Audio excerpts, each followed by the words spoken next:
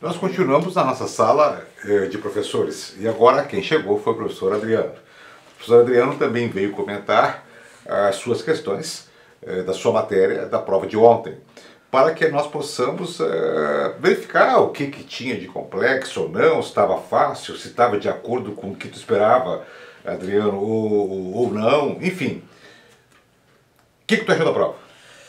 Bom, primeiramente, boa tarde, professor Paulo Marques. Boa tarde também aos nossos amigos, aos nossos alunos que nos acompanham. Queria dizer, em primeiro lugar, que é um grande prazer estar aqui, do lado do professor Paulo, para comentar essas questões da nossa prova de agente administrativo do Ministério Público. Bom, em primeiro lugar, feliz daqueles que acompanharam nossa pré-prova. Foram duas questões, bem dentro do que esperávamos, afinal nós tínhamos dois temas de processo penal, do conteúdo programático, inquérito policial e ação penal, e o examinador aqui ele foi bem coerente. Ele trouxe uma questão de inquérito, trouxe uma questão envolvendo ação penal. Quando a banca peca em algum ponto, nós somos sempre os primeiros a criticar.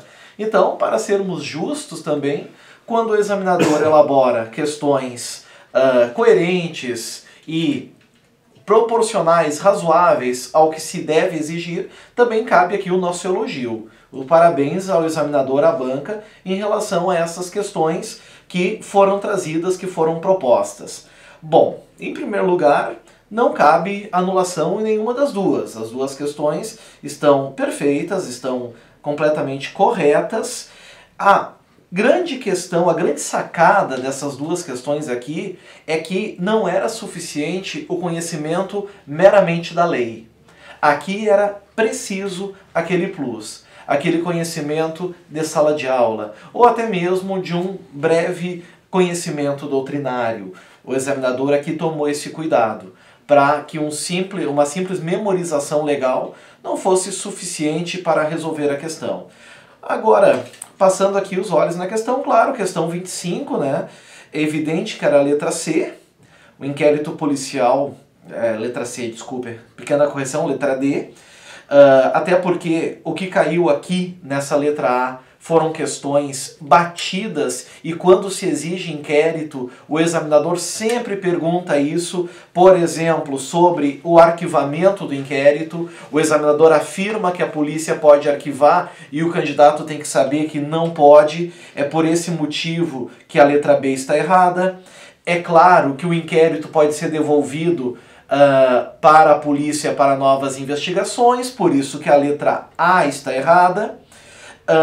Não dá para esquecer que o inquérito acompanha a denúncia ou queixa quando servir de base a uma outra, por isso que a letra C está errada, ele é prescindível, aquele IN que está ali fez estar errada. E o inquérito em relação ao sigilo na letra E, é claro que não estende-se ao MP. O MP é diretamente interessado no inquérito, professor Paulo, então errado também está, só pode ser realmente a letra D. Talvez o candidato ficaria com alguma dúvida no que diz respeito àquela discricionariedade que está ali. Mas teria que lembrar que essa discricionariedade não diz respeito à instauração. Instauração obrigatória. A discricionariedade diz respeito às diligências. Ou seja, se eu sou um indiciado e requeiro uma diligência, o delegado tem a prerrogativa de optar ou não em conceder essa diligência, entendendo conveniente e oportuno. Por isso, resposta Dinamarca, não há o que discutir. Interessante, né, Adriano? Tem uma palavrinha aqui que também ela é chave, né? A Inquisição, né? É a característica, né, que eu recordo da matéria de processo, aquela que mais puxa a gente para o inquérito, né? Aquela consciência que a gente teve da questão do inquérito, de imaginar assim, que o inquérito nasce em favor do processo, certo? Do futuro processo. Não é? E aquela diferença, inclusive, do camarada que está respondendo ao inquérito, que a sociedade chama de estar sendo processado, e na verdade ele é indiciado porque existem indícios de uma autoria e de uma materialidade. Nós não podemos chamar de réu ainda. Não é? Então, se tu unir a visão do inquérito, que ele serve serve para a ação, ele se propõe à ação, não é? Ele é um garçom. Ele é um garçom. Exatamente, ele busca matéria-prima Exato. para que os titulares da ação penal possam exercer esse direito. Exato. Ministério Público, ação penal pública, ofendida, ação penal privada. E a questão que tu tocaste aqui, professor Paulo, sobre a inquisitoriedade, ela vai exatamente ao contrário do que é o nosso processo. Sim. O nosso sistema Sim. processual é acusatório. Ali nós vamos ter o réu, ali Sim. nós vamos ter o acusado, ali nós vamos ter o querelado quando for ação penal privada. Só que o inquérito, o objetivo dele é diverso. Se o inquérito tivesse publicidade, tivesse todas as características de uma ação penal, ora, não haveria finalidade dele. Claro. Ele estaria totalmente perdido, como eu brinco em sala de aula, ele seria um picolé de chuchu. Não teria gosto de nada, não serviria para nada. Por isso, a importância também dessa expressão da inquisitoriedade. A oficialidade não haveria problema, o inquérito é oficial. Não é possível o Estado, por exemplo, transferir para a Rede Globo a titularidade do inquérito policial. Aqui nós temos sempre um delegado de carreira sem problema nenhum para conduzir. Então é por isso, a inquisitoriedade lembra inquérito inquisitivo, Exato. né? Então resolve o nosso problema. E é a única, né, que traz essa expressão, tu notaste? É a única. As outras alternativas não trazem nada sobre inquisição. Não. Todas elas afastam a característica, né? Elas falam sempre em denúncia, a letra C fala em denúncia, e a questão de ser imprescindível. Ora, se nós temos, por exemplo, um processo administrativo disciplinar, em que um funcionário público está respondendo a ele, e a administração pública verifica que ali tem indícios de que um crime aconteceu. Sim. A administração pública vai remeter ao Ministério Público, o Ministério Público vai olhar e vai dizer, bom, eu já tenho tudo o que eu preciso para oferecer uma denúncia, para que eu vou precisar do inquérito? Dispenso o inquérito, ele é prescindível. E, claro, né, um pouquinho de atenção, um pouquinho de entendimento sobre esse ponto, responderia a questão aqui em 2 minutos, professor Paulo, mais ou menos o candidato se daria bem nessa questão. Sem falar que tu falou, que no pré-prova tu trouxe isso aqui, né? Com certeza. Quem estava no pré-prova aqui sorriu na hora da prova. Caiu a lágrima de emoção ao marcar o gabarito. E a questão 26, claro, né? Foi uma questão de ação penal. E aí sim, aí nós temos que entender que a ação penal ela tem características totalmente diversas do inquérito. O inquérito foi foi o garçom, como eu falei, né? Ele serviu os atacantes que dizem respeito aos titulares da ação penal. E aí, claro, se a gente for olhar, a gente está falando aqui da famosa delatio criminis, quando qualquer do povo vai procurar o Ministério Público para comunicar que um crime aconteceu. Às vezes pode procurar também o próprio judiciário, desde que saibam que é o MP o titular da ação penal pública. Artigo 129, inciso 1 da Constituição Federal. Então, a gente poderia aqui de primeira, nessa questão 26, eliminar a letra A, porque a ação penal, a ação popular não é uma modalidade de ação penal. Claro. A ação penal ela vai ser pública ou ela vai ser privada. E aí o que nós tínhamos que lembrar? Que a ação penal privada ela é de iniciativa só da vítima, só do ofendido. E como o comando da questão fala em qualquer pessoa do povo, eu já não poderia marcar também a letra D. Sim. Eu teria que eliminá-la. E nós só teríamos daí como ação penal, como resposta que ela fosse pública. Somente pública. Só que quando fala em condicionado, o que nós lembramos, professor Paulo? De condição. Claro. Ou seja, tem que ser cumprida uma condição, um requisito tem que ser obedecido.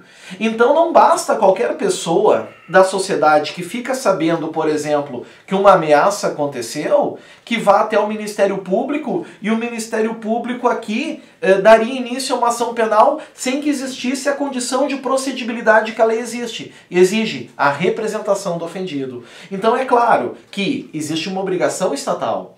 O Ministério Público é obrigado a oferecer denúncia, desde que nenhuma outra condição externa seja necessária. E aí, claro, nós só temos uma modalidade, que é a ação penal pública incondicionada. Por isso que a resposta é a letra E. A letra B fala em ministro da Justiça. Ora, qual a ligação de ministro da Justiça na nossa questão 26? Aí quem estava no pré-prova, por exemplo, e eu estou dando muita ênfase porque nós somos extremamente felizes nessas questões, vai lembrar que, para ser necessário a requisição do ministro da Justiça, o legislador ele é muito taxativo. Ele diz que são em alguns crimes contra o presidente da República ou chefe de governo estrangeiro. E a questão realmente não traz ligação alguma no seu comando sobre isso. Fica fácil eliminar a letra A. Também muito fácil eliminar a letra B. A letra C precisava dessa lembrança de que alguns crimes precisa a representação do ofendido. E nesse caso, a polícia, o Ministério Público não teria toda a liberdade para oferecer denúncia. Crimes contra a honra, né? Crimes contra a honra de funcionário público exige representação do ofendido. Exato. Crimes contra a honra de presidente da República exige requisição do ministro da Justiça. Sim. E aí, claro, ficava no máximo em dúvida entre a C e a E, mas com um pouquinho de atenção já entendia que a ação penal que permitia a iniciativa do MP era a letra E, professor Paulo. Não teria muito problema em relação a isso também. Nós conversamos no quadro anterior, com a presença do professor Fábio, aqui na sala dos professores do CETEC, e na matéria dele tinha duas alternativas que poderiam ser as alternativas sobre as quais, sobre uma delas, né, recairia a escolha do gabarito a ser publicado. E ele já deixou aberto, digamos assim, a possibilidade de oferecer recursos se for diferente daquilo que ele assinou. No teu caso, Adriano, nessas duas questões, não, é isso aí mesmo e não tem o que discutir, é isso? Professor Paulo... O gabarito deve vir com a 25 para a letra D de Dinamarca. D de Dinamarca e a 26 para a letra I de Equador. Exato.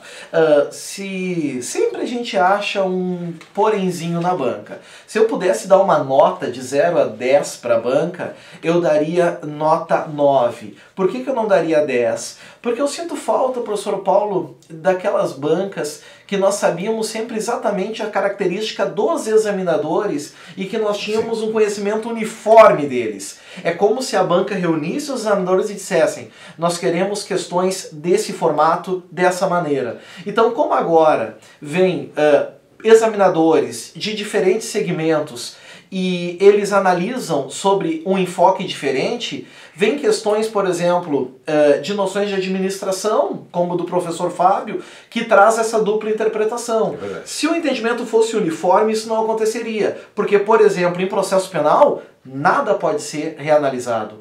As duas questões estão em perfeita consonância com a nossa legislação, com a nossa doutrina e, sem falar ainda, com a nossa jurisprudência. Não há o que discutir quanto a essas duas. Então, parabéns a quem acertou as duas. E quem não acertou alguma delas, com certeza aprendeu. E isso sempre é válido, uma que nós vamos ter sempre. Muito obrigado, Adriano, certo? Valeu, Professor cheio Paulo. de bola, tenho certeza que os nossos alunos adoraram. Eu que agradeço. E até o próximo momento. E vamos aguardar o próximo professor, que vai chegar aqui na sala dos professores do CETEC, comentando a prova de ontem do Ministério Público do Estado do Rio Grande do Sul. Até daqui um pouco mais com o próximo professor.